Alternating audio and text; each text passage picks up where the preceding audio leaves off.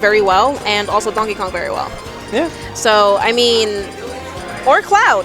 Okay. Bayonetta. Well, I mean, what I've seen Riot do Bayonetta, okay. to Corrins, especially Yugi, Oh, yeah. kind of there it is, Corrin. giving him handy L's. So, but opting to play Bayo, game 1. So, Yeah. let's see it. So let's see if this is a button check or actually game 1. And of course, I'm sure if you've noticed earlier, I do have a terrible time saying Bayonetta's name. It's really hard for me to say. It is all good. It is. Okay, cool. So it seems that we're into game 1 over here, and Riot already adding in that Bayonetta pressure. I mean, her side B. Wow. Okay. Very, very thankful that Cass was able to get out of that combo. But I mean, Bayonetta is such a dynamic character in Smash. It's insane. Yeah, she's kind of nutty.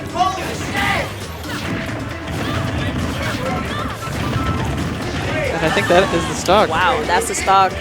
I mean, it's really hard to DI the afterburner kicks. It really is. And if they read your DI, it's kind of... Yeah, I still don't even know the proper procedure for SDIing out of Witch Twist. So I can't really make a comment about anyone who can't either. Exactly. I mean, it's interesting. It's something that definitely the community as a whole has to kind of study on. I think a lot of people already have. It's just still... It's still prevalent at the low mid-level. Like, yeah. Bayonetta will just completely walk over people who don't know how to do that. Exactly. But going in for those witch times, wow. That was actually very smart. That's the first time I've seen that, actually.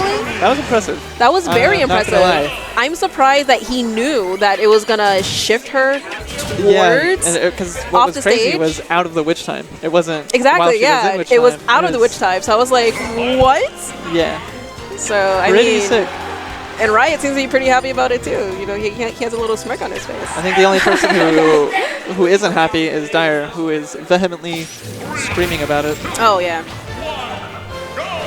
There you go. So we're on game 2 between Riot and Cass. And I mean, Cass definitely has to keep up a pretty good amount of spacing. I didn't see too many shields on the first game, so I think Cass needs to definitely shield a lot more. And I think that's just how the matchup against this character is. You kind of have to hold up shields, and it's your job to figure out, you know, if I shield too much, she's going to grab.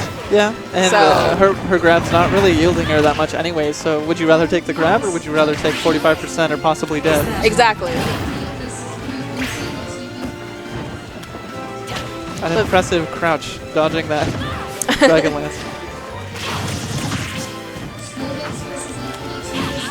Okay, Cass actually playing this very carefully over here. Much closer than game 1. And there it is, applying those shields and just following up with moves. I mean, Bayonetta can follow up.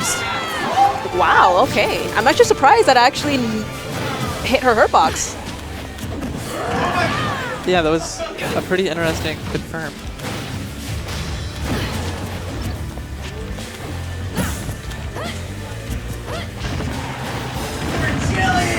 Oh, goes in for the up B immediately. Unfortunate. Wow. And that's one thing too. It's very scary being in the air against a Bayonetta because That's kind of her home. exactly, yeah, it's kind of her home. But very nice play from Cass, takes off one stock off of Riot, and they're back to the equal ground over here. But Riot seems to be going a little bit more aggressive. Oh yeah, This I time think around. he's ready to end the set.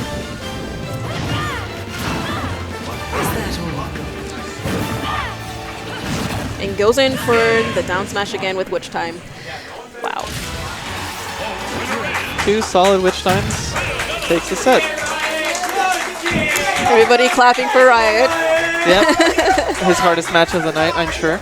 I mean, but Cass definitely played it very well, much better actually during the second game. I'm actually surprised at how much better she played it out. Yeah, Because- I agree, but part of me deep down believes that Riot kind of took it freely. Took it Had freely. Had some leisure in game 2. I mean, I